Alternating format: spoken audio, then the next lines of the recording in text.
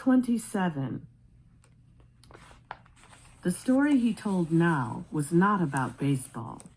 It was about parents who were drunk a lot and always leaving him on his own, about being put in classes where they just cut paper and played games all day, about a teacher who whispered to the principal just outside the classroom door, "This bunch will never learn to read a stop sign."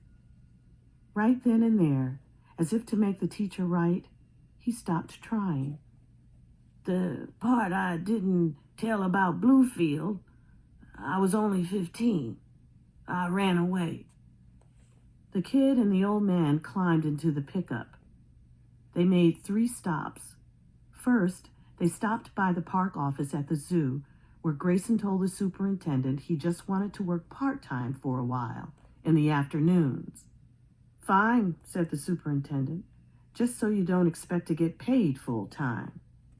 Then they went to the library book sale racks and bought about 20 old picture books, such as The Story of Babar and Mike Mulligan's Steam Shovel and The Little Engine That Could.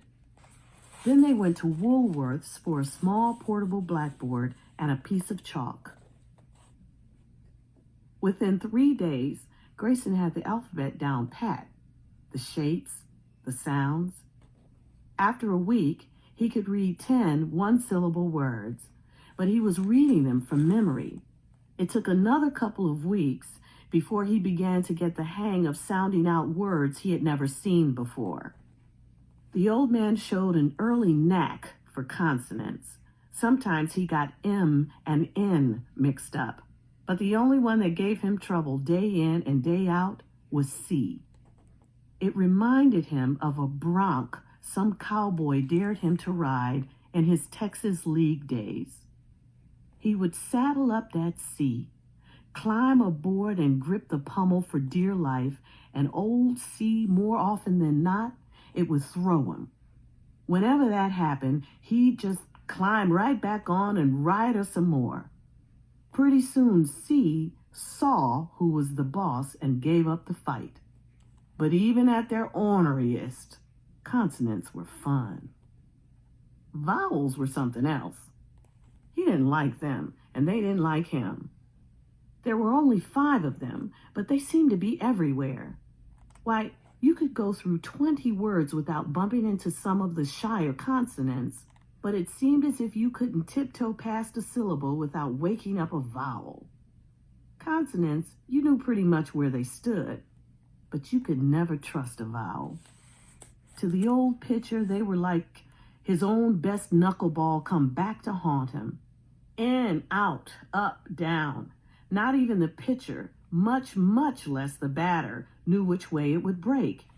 He kept swinging and missing. But the kid was a good manager and tough. He would never let him slink back to the showers, but kept sending him back up to the plate. The kid used different words, but in his ears, the old minor leaguer heard, "Keep your eye on it. Hold your swing. Watch it all the way in. Don't be anxious. Just make contact." And soon enough, that's what he was doing, nailing those vowels on the button, riding them from consonant to consonant, syllable to syllable, word to word. One day, the kid wrote on the blackboard, "I see the ball." And the old man studied it a while and said slowly, gingerly, "I see the ball." Maniac whooped. "You're reading!" "I'm reading," yipped the old man. His smile was so wide, he'd have had to break it into sections to fit it through a doorway.